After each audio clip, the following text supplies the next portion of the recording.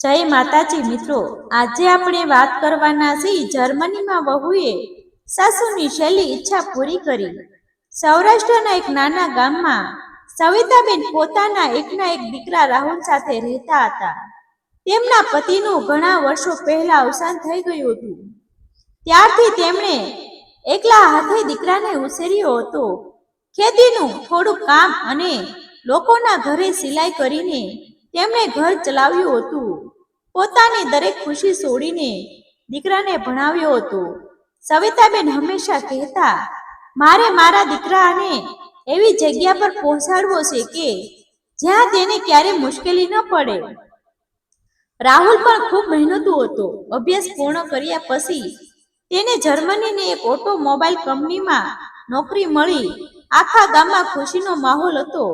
સવિતાબેનની આંખોમાં ગર્વ હતો. તેમણે ભગવાનનો આભાર માન્યો કે વર્ષોની મહેનત સફળ થઈ. જર્મની ગયા પછી રાહુલનું જીવન બદલાવા લાગ્યું. શરૂઆતમાં તેણે ઘણી મુશ્કેલીઓ પડી. નવી ભાષા, નવી સંસ્કૃતિ, નવી કાર્યશૈલી, પરંતુ તેણે હિંમત હારી નહીં. થોડા વર્ષોમાં તે પોતાની કંપનીમાં સારી ઓળખ બનાવી ગયો. પછી પરિવારની ઈચ્છાથી તેના લગ્ન સૌરાષ્ટ્રના જૂનાગઢ શહેરની એક ભણેલી અને સમજદાર યુવતી હિરલ સાથે થયા.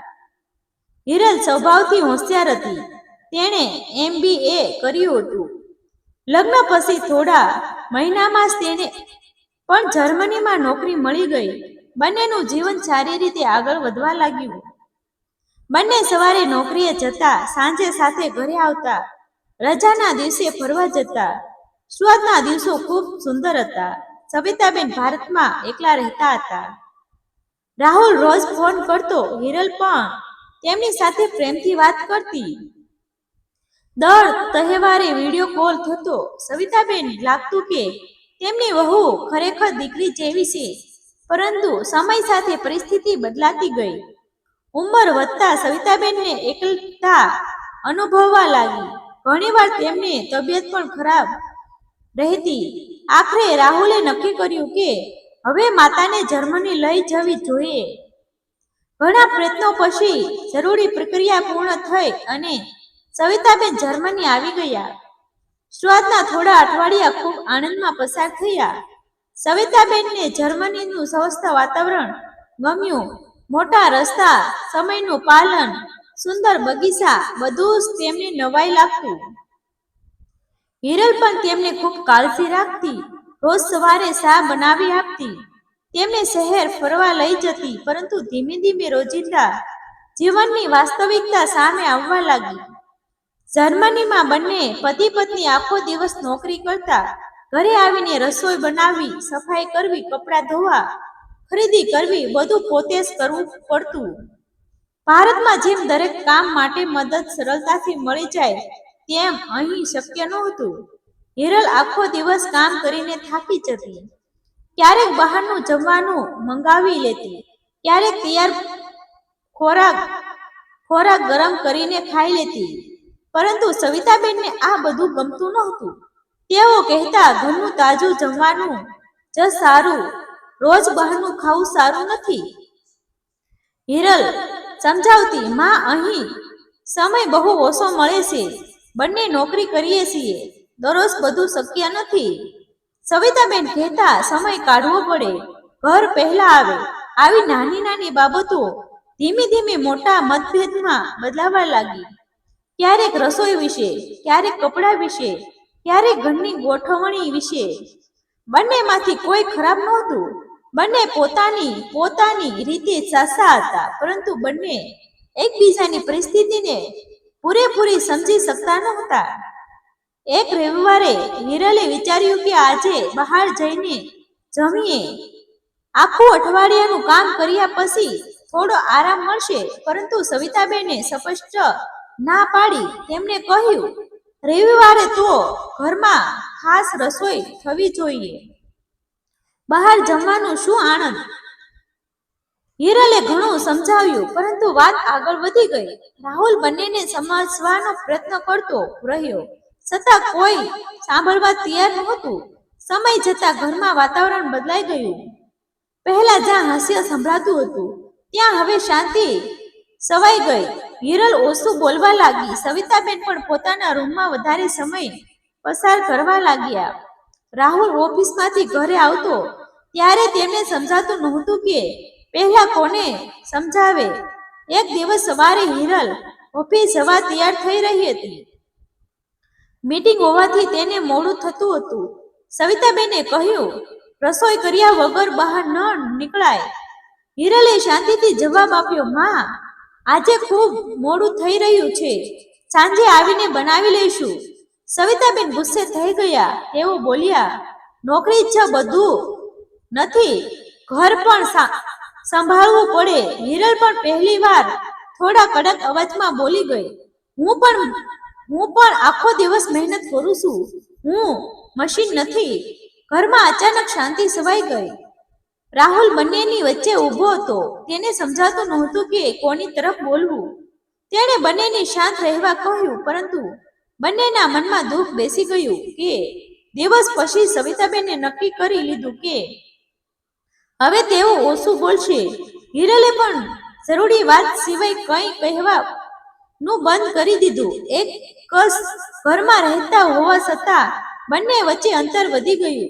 થોડા દિવસ પછી એક સાંજે સવિતાબેને ખૂબ દુઃખી થઈને બોલ્યા, રાહુલ, મને પાછું ભારત મોકલી દે. અહીં હું કોઈને ખુશ રાખી શકતી નથી. કદાચ મારા વગર તમારું જીવન સરળ બની જશે. રાહુલની આંખોમાં પાણી આવી ગયું.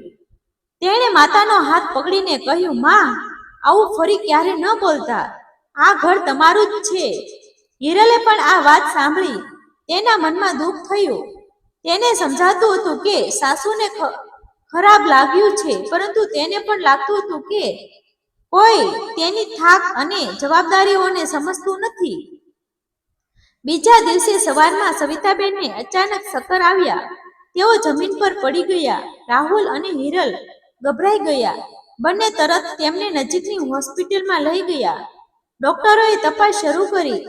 અનેક ટેસ્ટ થયા. આખો દિવસ ચિંતામાં પસાર થયો. સાંજે ડોક્ટર બહાર આવ્યા. તેમના ચહેરા પર ગંભીરતા હતી. તેમણે કહ્યું, અમને કેટલીક ગંભીર બાબતો જણાય છે. વધુ સારવાર શક્ય છે, પરંતુ બીમારી આગળ વધી ચૂકી છે. હવે સમયને ખૂબ મૂલ્ય આપવું પડશે. આ શબ્દ સાંભળીને રાહુલ અને હિરલ બંને શબ્દ થઈ ગયા. થોડા સમય પહેલા સુધી ઘરમાં ચાલતા નાના ઝઘડા હવે ખૂબ નાના લાગવા લાગ્યા. હોસ્પિટલના રૂમમાં સવિતાબેન શાંતિથી સૂતા હતા. તેમણે ધીમેથી આંખો ખોલી રાહુલ અને હિરલને પોતાની પાસે બોલાવ્યા. બંને તેમને બાજુમાં બેઠા. સવિતાબેને પહેલા પોતાના દીકરાનો હાથ પકડ્યો, પછી હિરલનો હાથ પોતાના હાથમાં લીધો. તેમની આંખોમાં આંસુ હતા. ધીમા અવાજમાં તેઓ બોલ્યા, રાહુલ, મારી એક છેલ્લી ઈચ્છા છે, પરંતુ એ ઈચ્છા તું નહીં, માત્ર હિરલ જ પૂરી કરી શકે છે.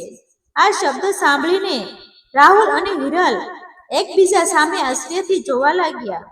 હિરલને તો વિશ્વાસ જ ન આવ્યો. થોડા દિવસ પહેલા સુધી જે સાસુ તેની સાથે બોલતા પણ નહોતા, આજે પોતાની છેલ્લી ઈચ્છા પૂરી કરવાની જવાબદારી તેને કેમ સોંપી રહ્યા છે. હોસ્પિટલના રૂમમાં શાંતિ છવાઈ ગઈ હતી. રાહુલ અને હિરલ બંને સવિતાબેનની સામે બેઠા હતા. હિરલની આંખોમાં આંસુ હતા. તેને હજુ પણ વિશ્વાસ આવતો નહોતો કે સાસુ પોતાની છેલ્લી ઈચ્છા તેને સોંપશે. સવિતાબેને ધીમા અવાજમાં કહ્યું, હિરલ, છેલ્લા થોડા મહિનાથી આપણા વચ્ચે ઘણા મતભેદ રહ્યા. ઘણીવાર મેં તને સમજવાનો પ્રયત્ન કર્યો નહીં. મને લાગતું હતું કે તું ઘર કરતા નોકરીને વધારે મહત્વ આપે છે, પરંતુ આજે હોસ્પિટલમાં આવ્યા પછી મને સમજાયું કે તું રોજ કેટલી મહેનત કરે છે. તું ઘર પણ સંભાળે છે અને નોકરી પણ કરે છે. મારી ભૂલ હતી કે મેં તારી પરિસ્થિતિને સમજવાનો પ્રયત્ન કર્યો નહીં. આજે હું દિલથી તારી માફી માંગુ છું. આ શબ્દ સાંભળીને હિરલ તરત જ સાસુના હાથ પર માથું મૂકીને રડી પડી. તેણે કહ્યું, માં, ભૂલ મારી પણ હતી. હું પણ ઘણીવાર તમારા મનની વાત સમજી શકી નહીં. મને તમારાથી ક્યારેય નફરત નહોતી. હું માત્ર મારી જવાબદારીઓમાં એટલી વ્યસ્ત થઈ ગઈ હતી કે તમને પૂરતો સમય આપી શકી નહીં. તમે મને માફ કરી દો. સવિતાબેને પ્રેમથી તેના માથા પર હાથ ફેરવ્યો અને કહ્યું, બેટા, હવે મારા મનમાં કોઈ ફરિયાદ નથી. થોડા સમય પછી સવિતાબેને પોતાની છેલ્લી ઈચ્છા જણાવી. તેમણે કહ્યું, જો હું ન રહું તો મારી અસ્થિનો એક ભાગ આપણા સૌરાષ્ટ્રના ગામની નદીમાં વિસર્જિત કરજો, પરંતુ બીજો ભાગ જર્મનીમાં કોઈ સુંદર વૃક્ષની નીચે વિદાય આપજો. કારણ કે મારા દીકરાનું જીવન હવે અહીં છે. હું ઈચ્છું છું કે મારા આશીર્વાદ હંમેશા તમારા બંને સાથે રહે, અને આ કામ તું પોતાના હાથે કરજે, હિરલ, કારણ કે આજે પછી હું તને મારી વહુ નહીં, મારી દીકરી માનું છું. થોડા દિવસ પછી સવિતાબેનનું શાંતિથી અવસાન થયું. રાહુલ અને હિરલ ખૂબ તૂટી ગયા, પરંતુ બંનેએ હિંમત રાખી. સૌથી પહેલા તેઓ સવિતાબેનની અસ્થિ લઈને સૌરાષ્ટ્ર આવ્યા. ગામની નદીમાં પરિવાર અને ગામ લોકોની હાજરીમાં વિધિ પૂર્ણ કરી. ગામના લોકો જ્યારે ખબર પડી કે સાસુની છેલ્લી ઈચ્છા વહુએ પોતાના હાથે પૂરી કરી છે, ત્યારે સૌની આંખો ભીની થઈ ગઈ.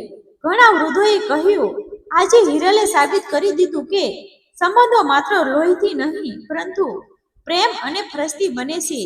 થોડા અઠવાડિયા પછી રાહુલ અને હિરલ જર્મની પરત ફર્યા. બંનેએ શહેરના એક સુંદર બગીચામાં એક નાનું વૃક્ષ વાવ્યું. સવિતાબેનની ઈચ્છા પ્રમાણે તેમની અસ્થિનો એક ભાગ ત્યાં વિદાય આપ્યો. હિરલે આંખો બંધ કરીને કહ્યું, માં, તમે હંમેશા અમારી સાથે રહેશો.